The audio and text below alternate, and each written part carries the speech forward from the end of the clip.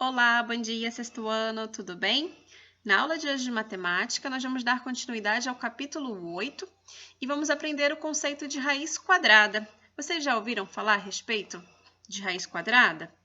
Bem, vamos acompanhar aqui a leitura da apostila, página 160, para entender o conceito. Leia o que o professor está perguntando.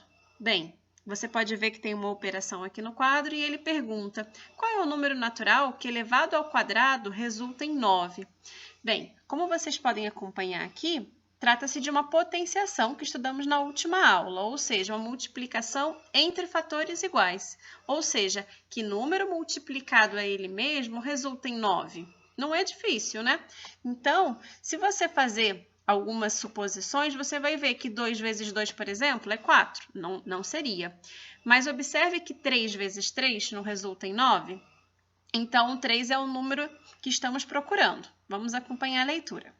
Para responder a pergunta, devemos obter um número natural que, multiplicado por ele mesmo, tenha como resultado o número 9. Elevando alguns números naturais ao quadrado, temos. Então, aqui está as suposições que a gente falou agora há pouco. 1 vezes 1, 1. 2 vezes 2, 4. Opa, 3 vezes 3, 9. Então, já posso parar por aqui, mas você poderia também fazer as suposições. 4 vezes 4, 5 vezes 5, tá? Com isso, a gente pode observar que a resposta para a pergunta é o número 3, ou seja, o número 3 elevado ao quadrado resulta em 9. Nesse caso, também podemos usar a operação chamada radiciação, calculando a raiz quadrada de 9, que representa o número natural que, elevado ao quadrado, resulta em 9. Ou seja, a raiz quadrada é um cálculo que é o inverso da potenciação, tá? Então, olha, dizer raiz quadrada de 9 ou 3 elevado ao quadrado, tá vendo que eu obtenho o mesmo resultado, tá? Agora vamos aprender os elementos de uma radiciação. Então, como vocês podem acompanhar na imagem, a gente tem o radical, que é esse símbolo, certo? O que está dentro se chama radicando e o índice é o que fica aqui em cima do radical e a respostinha raiz quadrada.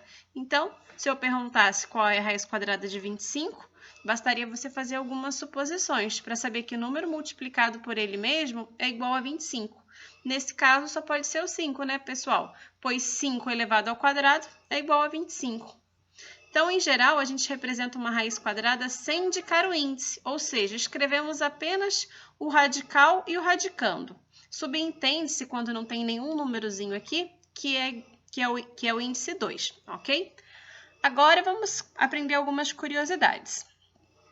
De onde surgiu o símbolo para a raiz quadrada? Com base na palavra latina radix, que significa raiz, o símbolo ao lado foi usado para indicar a raiz quadrada pela primeira vez pelo matemático Leonardo de Pisa, em 1220. Já o símbolo radical teve origem na Alemanha, no século XVI, e é provável que tenha sido influenciado pela letra R. E agora nós vamos aprender que alguns números são chamados quadrados perfeitos. Vamos entender por quê. Como as potências com expoente 2 podem ser associados a quadrados, também podemos usar quadradinhos de mesmo tamanho para determinar algumas raízes. Então, aqui a gente tem alguns exemplos. Raiz quadrada de 4 não é igual a 2 vezes 2 igual a 2? Então, com 4 quadradinhos iguais, podemos formar um quadrado maior com lado igual a 2 unidades. Vamos acompanhar agora a raiz quadrada de 16. Com 16 quadradinhos iguais, podemos formar um quadrado maior com lado igual a 4 unidades. Portanto, raiz quadrada de 16 igual a 4, ou seja, 4 vezes 4 igual a 16. Dando sequência, a gente pode fazer a mesma análise para a raiz quadrada de 36 e para a raiz quadrada de 64. Lembrando que 6 vezes 6, 36, né? E 8 vezes 8, 64. Então, os números 1, 4, 9, 16, 25 e 36 são chamados quadrados perfeitos, uma vez que tem como raiz quadrada um número natural. Então, está aqui um resumo do que a gente viu agora há pouco, associando a raiz quadrada à potenciação. Então, por hoje é só, pessoal. Para finalizarmos, próxima tela, alguns resuminhos para facilitar a vida de vocês. Então, para finalizarmos, pessoal, eu trouxe aqui nesse slide alguns resuminhos na forma de imagem para a gente sintetizar tudo que vimos na aula de hoje. Então, toda vez que eu perguntar a raiz quadrada de determinado número, você tem que lembrar que é uma multiplicação de um número por ele mesmo. Então, se eu perguntar qual é a raiz quadrada de 36, você tem que lembrar que 6 vezes 6 é igual a 36, certo? E na tabela ao lado eu tenho uma relação das potências e raízes quadradas mais utilizadas, tá? De 1 a 225.